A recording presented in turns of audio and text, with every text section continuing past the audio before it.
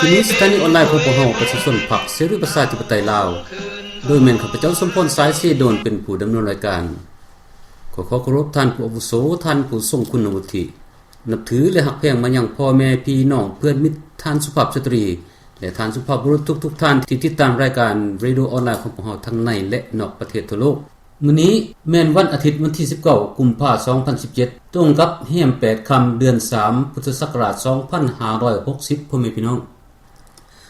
สำหรับหัวข้อข่าวสำคัญในวันนี้ก็เป็นเรื่องรัฐบาลทองรุ่นศรีสุริตและยาเสพติด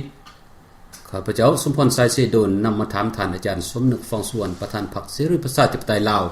สบายดีท่านอาจารย์สบายดีคำถามแรกเพิ่นเขียนมาว่าเป็นหยังท่านทองรุ่นคือจังหวัดซาแท้บ่ไปบ่มาทางใดเป็นนายกมาได้11เดือนแล้วคือบ่เห็นมีหยังเกิดขึ้นขอถามแด่ว่าซั่นเพราะมี2เหตุผลใหญ่คือ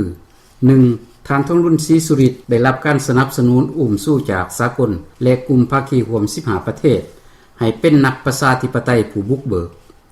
ให้ปฏิบัติกฎหมายอย่างเข้มงวดและเอาจริงเอาจังเพราะสปป.ลาวเป็นรัฐที่ปกครองกันด้วยกฎหมายอย่างถูกต้องแล้วท่านบารักโอบามาได้มาประกาศอยู่ในกองประชุมอาเซียนที่ลาวเป็นเจ้าภาพแล้วปรากฏการณ์อันนี้ถือว่าเป็นปรากฏการณ์ใหม่จึงมีทั้งผู้มักและผู้บ่มักในคณะรัฐบาล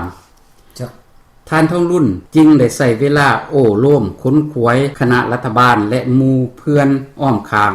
ให้ได้เข้าใจและถือเอาผลประโยชน์ของศาสตร์ของประชาชนเป็นหลักเดี๋ยวนี้ในคณะรัฐบาลของทานก็มีความเห็นเป็นเอกภาพกันปฏิบัติตามที่ประธานประเทศท่านบุญยังวรจิตบอกให้ปฏิบัติตามสากลทุกอย่างในการสร้างความสามัคคีปองดองชาติและปฏิบัติ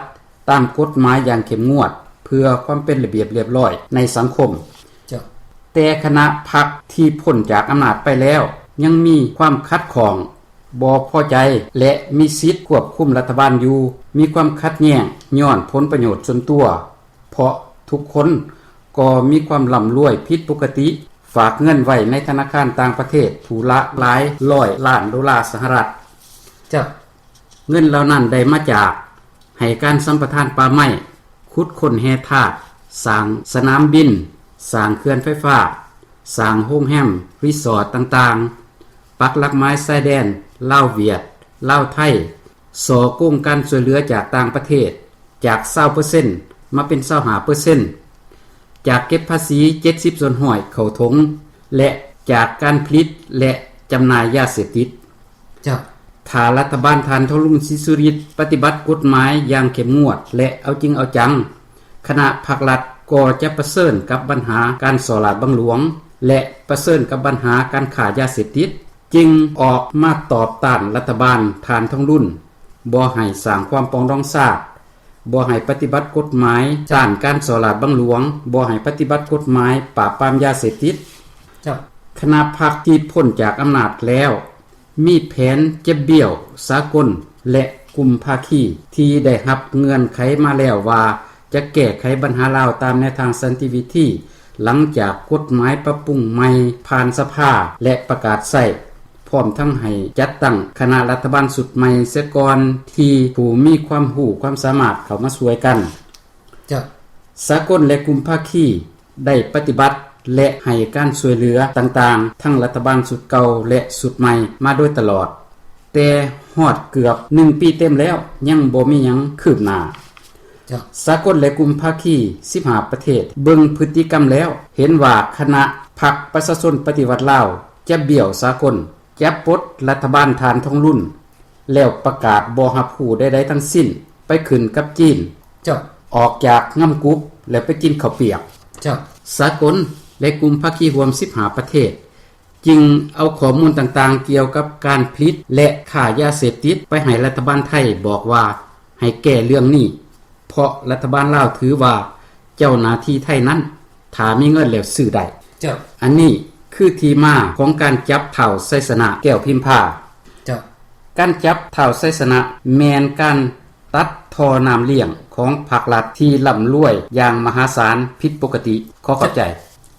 ท่านถามต่อเพิ่นเขียนมาว่าสบายดีท่านอาจารย์สมนึก พวกท่านมีข้อมูลหยังเพิ่มเติมเกี่ยวกับท้าวไสสนะแก้วพิมพาอยู่บ่เว้าให้ประชาชนฟังแหน่ว่าซั่นเด้เพิ่มจากที่พวกเฮาฮู้กันแล้วว่าท้าวไสสนะแก้วพิมพาเป็นคนหนุ่มแน่นอายุ42ปีอยู่แขวงคำมวนและมีธุรกิจต่างๆหลายอย่างนั้นก็แม่นท้าวไสสนะนี้เป็นลูกเลี้ยงของนายพลแจ้งไสยวงศ์นายพลแจ้งไสยวงศ์ได้เก็บเอาเด็กน้อยมาเลี้ยงทั้งหมด153คนในนั้นมีท้าวไสสนะผู้หนึ่งเจ้าในช่วงต้นๆนั้นยาบ้ายังบ่ทันแพร่ขยายหลายท้าวไสสนะเฮ็ดเวียกกับหมู่เพื่อนอัดกันซ่าแห่งขายความนครพนมทาอุเทนถือว่าท้าวไสสนะมีประสบการณ์ในด้านการส่งเขียนมาแต่ยังน้อยพุ่นในเมื่อนายพลแจ้งเห็นว่าท้าวไสสนะมีความสามารถเฮ็ดเวียกได้ดีก็ให้ย้ายขึ้นมาอยู่เวียงจันทน์เป็นเจ้าหน้าที่ราชการลับหน่วยล่าสังหารพวกขบวนการต่อสู้เพื่อประชาธิปไตยตามแคมป์ของจ้างมือปืนไทยให้เก็บขบวนการต่อสู้ตามชายแดนไทยปฏิบัติตามแผนการกวาดล้างของรัฐบาลที่ได้ประกาศไปในท้ายปี 1999 ว่าให้หมดในปี 2003 จากประสบการณ์เป็นหน่วยล่าสังหารท้าวไสสนะจึงรู้จักกับเจ้าหน้าที่ไทยหลายคนและพัวพันกับเครือข่ายยาเสพติด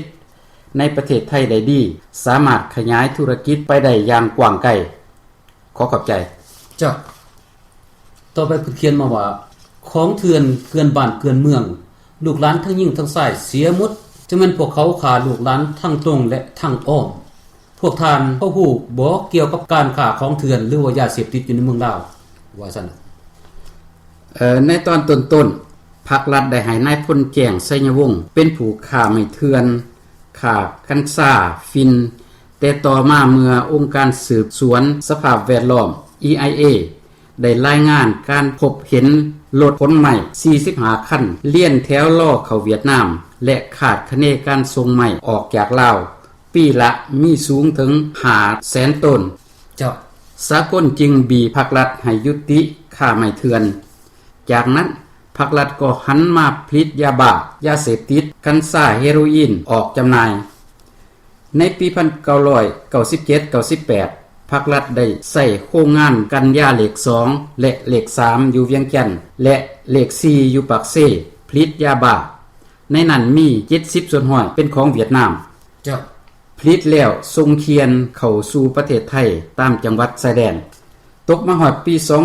2000-2001 ภาครัฐได้ขยายโรงผลิตยาเสพติดจาก5แห่งเป็น7แห่งสามารถผลิตยาบ้าได้วันละ 2,700,000 เม็ดเจ้าเมื่อโครงงานถูกเสียหลักภาครัฐจึงหันมาใส่รถตู้เคลื่อนที่เป็นบ่อนผลิตแทนในปี 2003 ลาวตกเป็นผู้ผลิตและจำหน่ายยาเสพติดอันดับ3ของโลกเจ้าหนังสือพิมพ์ผู้จัดการของไทยลงข่าวในวันที่8เมษายน 2003เกี่ยวกับการสืบต่อผลิตยาเสพติดของภาครัฐที่นำเอาเสือกเคมีต้นมาจากพ่อค้าเอกชนเข้ามาผลิตอยู่แขวงหลวงพระบางพาให้องค์การปราบปรามยาเสพติดสากลได้ติดตามการผลิตและส่งเขียนอย่างใกล้ชิดพวกเขาเห็นว่าภาครัฐได้ท้าทายต่อกฎหมายสากลอย่างหายแห้ง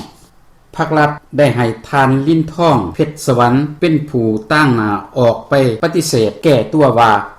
สปป.ลาวเป็นประเทศเอกราชและปกครองกันโดยกฎหมายยามใดก็ปฏิบัติพันธะร่วมกับสากลเกี่ยวกับการปราบปรามยาเสพติดและจะบ่อนุญาตให้การลำเลียงเคมีต้นซึ่งเป็นการละเมิดอย่างหายแห้งต่อกฎหมายมาตรา135ฉบับดัดแก้ใหม่การผลิตยาเสพติดในลาวประกอบด้วยหน่วยคุ้มครองหน่วยผลิตหน่วยจำหน่ายและหน่วยแบ่งปันผลกำไรรัฐบาลบริหารศาสตร์สุดก่อนๆที่ผ่านมาเห็นดีเห็นพร้อมกับเวียดนามมีนโยบายทับมั่งรัฐบาลไทยที่มีพระมหากษัตริย์เป็นประมุขด้วยการจัดส่งยาเสพติดและคนเวียดนามที่ปากภาษาลาวได้เข้าไปอยู่ประเทศไทยตามเครือข่ายของพวกเขาที่มีอยู่ไทยมาก่อนแล้วเสนาธิการเวียดนามประกาศอยู่กองประชุมกินเลี้ยงกงสุลเวียดนามอยู่เวียงจันทน์ในวันที่17พฤษภาคม 2001ว่าเป็นไสสนะอันใหญ่หลวงของพวกเขา ที่สามารถปลดปล่อยชาวเวียดนามที่อาศัยอยู่พระราชอาณาจักรไทยให้มีสิทธิเสรีภาพเท่าเทียมกับประชาชนไทยจ้ะซึ่งปัจจุบันแม่นเล็งใส่เฮ็ดให้อำเภอสว่างแดนดินมีฐานะขึ้นเป็นจังหวัดถ้าสำเร็จก็ถือว่าการแทรกแซงเข้าไทยของเวียดนามได้สำเร็จขั้นพื้นฐานจ้ะหลังจากนั้นเวียดนามก็สั่งให้สถานทูตลาวอยู่บางกอกจับโอกาสเอาวันสร้างตั้งสปป.ลาวครบรอบ27ปีเป็นวันลงมือปฏิบัติเข้าแทรกแซงประเทศไทยทางด้านวัฒนธรรมคือให้เอาหน่วยศิลปะวรรณคดีของลาวไปแสดงอยู่บางกอกอยู่ขอนแก่นอยู่นครราชสีมาเพื่อปลุกระดมประชาชนไทยภาคอีสานผู้ที่ยังบ่ทันได้ชิมรสชาติของคอมมิวนิสต์ให้อ่อนซ่อนเหลื่อมใสและต้ายใจนำนางสมจิตพุ่มสวรรค์หัวหน้าอำนวยการกองศิลปากรศูนย์กลางได้รายงานว่าการแสดงได้รับความนิยมชมชอบจากประชาชนไทยอย่างหลวงหลายโดยเฉพาะการขับล่ำลาวไทยไสยพฤกษ์ผู้เฒ่าผู้แก่จนน้ำตาตกคิดถึงเมืองลาวจ้ะยาเสพติดที่ผลิตอยู่ลาวได้ส่งเข้าไปไทยเพื่อเบื่อเมาเจ้าหน้าที่ไทย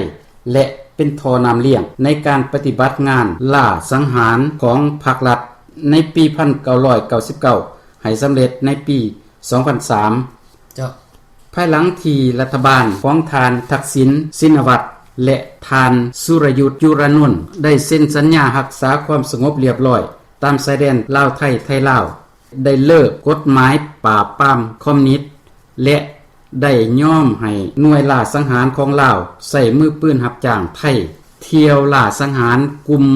การต่อสู้เพื่อเสรีประชาธิปไตย Freedom Fighter และประชาชนที่สงสัยว่าเข้าร่วมกระบวนการจากผลสะท้อนอันนี้มีอเมริกันถูกยิงตาย8คน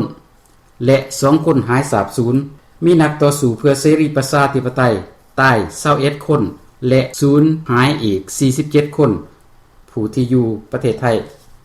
จ้ะสหรัฐได้ท่วงให้รัฐบาลไทยสืบสวนเกี่ยวกับการตายของอเมริกันและได้ความว่าพวกเขาได้รับค่าจ้างจากรัฐบาลลาวให้ฆ่าพวกที่มีอยู่ในบัญชีดำของพวกเขาที่ส่งให้เจ้าหน้าที่ไทยพวกเขาประชาชนพรรคและกำลังทัพเสรีประชาธิปไตยลาวได้เรียกร้องไปหาองค์การสหประชาชาติและเฮ็ดจดหมายเปิดซ่องถึงประชาคมโลกให้บีบหัดภาครัฐให้ยุติล่าสังหารพวกเขาเพราะพวกเขาต่อสู้เพื่อสร้างความสามัคคีปรองดองชาติตามแนวทางสันติวิธีที่สากลและกลุ่มภาคีร่วม15ประเทศให้การสู้สนับสนุน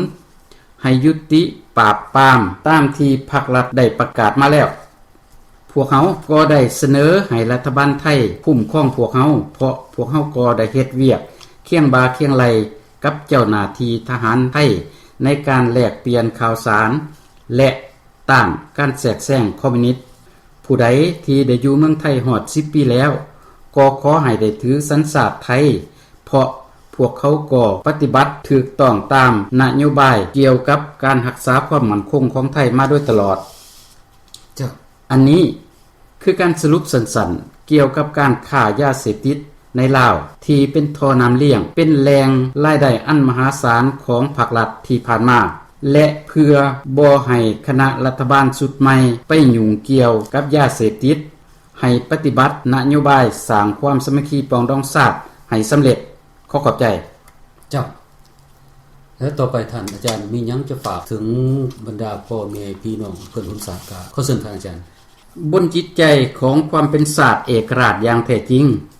ข้าพเจ้าขอฝากถึงนายกรัฐมนตรีทานทองรุ่นศรีสุริตขอให้ทานจงใส่อำนาจในการเป็นนายกของทานได้ปฏิบัติหน้าที่ตำแหน่งให้เป็นไปตามที่ทางสากลและกลุ่มภาคีร่วม15ประเทศได้ให้ทานเป็นนักประชาธิปไตยผู้บุกเบิกให้สร้างความสามัคคีปรองดองชาติเกิดขึ้นภายในกำหนด24เดือนคือแต่เดือน10 2016ถึงเดือน10 2018ถ้าหลังจาก24เดือนไปแล้วพวกเฮาบ่ฮู้ว่ามีหยังจะเกิดขึ้นในรัฐบาลของทานพวกเฮาฮู้ดีว่าอุปสรรคที่ท้าทายรัฐบาลของทานอยู่ ในปัจจุบันนี้ก็คือคณะพรรคที่พ้นอำนาจไปแล้วได้ออกมาตอบต้านอย่างแข็งแรงบ่ให้สร้างความปรองดองชาติบ่ให้ปฏิบัติกฎหมายต้านการส่อราชบังหลวงและบ่ให้ปฏิบัติกฎหมายปราบปรามยาเสพติดเพราะย่านภัยอันตรายจะมาถึงตัวแต่พวกเฮามีความเชื่อมั่นว่าถ้าคณะพรรครัฐบ่แทรกแซงและบ่กีดกันรัฐบาลให้ปฏิบัติตามที่ประธานประเทศท่านบุญยังวรจิตบอกว่าต้องปฏิบัติตามสากลทุกอย่างให้เป็นความจริงนั้นปัญหาทุกอย่างที่คณะพรรคประเสริญอยู่ในปัจจุบันนี้ก็จะถูกแก้ไขให้ลุลงไปได้ด้วยดีฉะนั้นพวกเขาขอเรียกร้องให้คณะพรรคที่พ้นจากอำนาจไปแล้วและเพื่อนร่วมชาติทั้งในและนอกประเทศจงได้ให้การสนับสนุนทานทองรุ่นศรีสุริตให้สามารถข้ามผ่านสิ่งท้าทายต่างๆเหล่านี้ก้าวไปสู่การสร้างความสามัคคีปรองดองชาติให้สำเร็จในขั้งประวัติศาสตร์นี้ด้วยอีกอันหนึ่งขอให้นายกทานทองรุ่นศรีสุริตได้ยับยั้งทุกการลงทุนของจีนในลาวและทุกแผนการใหม่ๆที่จีนเสนอมาการให้นายทหารจีนเข้ามาเป็นที่ปรึกษากองทัพการให้จีนสร้างทางรถไฟความไวสูงและการให้จีนระเบิดแก่งหินในลำแม่น้ำของล้วนแล้วแต่แอบแฝงไปด้วยการนำเอากำลังของจีนเข้ามาเหยียบย่ำอำนาจอธิปไตยของลาวและควบคุมให้สปป.ลาวตกเป็นที่เบ็ด2เพราะสป.จีนก็มีแผนควบคุมลาวใน24เดือนนี่เหมือนกันตามแนวทางสันติวิธีทุกโครงการที่จีนเขามาลงทุนพวกเขาก็จะให้ฝ่ายลาวยืมเงินเขาก่อนเขามาใส่ในสัดส่วนของลาวแต่เมื่อลาวบ่สามารถใส่นี้ได้ลาวก็ต้องเอากิจการนั้นๆมอบให้เขาบ่ต่างหยังกับโครงการเกษตรพันธะที่ลาวบังคับให้ประชาชนเข้าร่วมประชาชนก็ต้องได้เสียที่ดินให้บริษัทนับวันนับหลายขึ้นย้อนบ่สามารถใช้หนี้ให้ทางบริษัทได้ขอให้คณะบริหารศาสตร์ชุดใหม่ได้ทบทวนคืนว่าเดี๋ยวนี้ถ้าจีนบ่ปล่อยน้ำลงมาน้ำของก็บกแห้งอยู่ทางภาคเหนือเดี๋ยวนี้ก็ย่างคำได้แล้วโครงการสร้างเขื่อนของรัฐบาลใส่น้ำของก็จะบ่มีน้ำมาเลี้ยงให้เพียงพอทุกอย่างก็จะต้องได้พึ่งพาอาศัยจีนอีกต่อไปศาสตร์ลาวคนลาวจะมีชีวิตการเป็นอยู่ที่ดีได้อยู่ในบ้านเมืองของเฮาได้อย่างใดขอบใจขอบท่านนั้นเป็นการตอบขอของใจของพ่อแม่พี่น้องซึ่งเป็นข้าพเจ้าสมพรสายเสด่วนนำมาถามผ่านอาจารย์สุนิฟังส่วนประธานพรรคเสรีประชาธิปไตยลาวก็ได้สิ้นสุดลงเพียงเท่านี้พวกเฮาขอลาท่านผู้ฟังไปก่อนขอความสุขสบายดีจงเกิดมีแด่ทุกท่านโอกาสหน้าพบกันใหม่สบายดี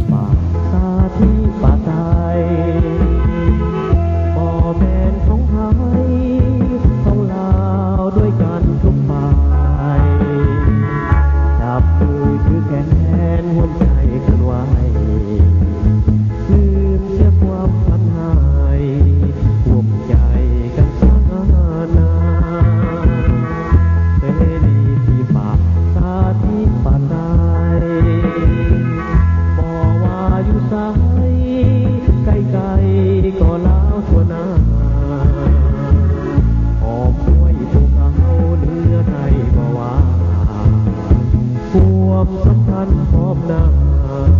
ด้วยใจเฮาสามัคคีลืมความหลงผิดที่เฮาเคยสร้างแยกมีสิ่งเด่น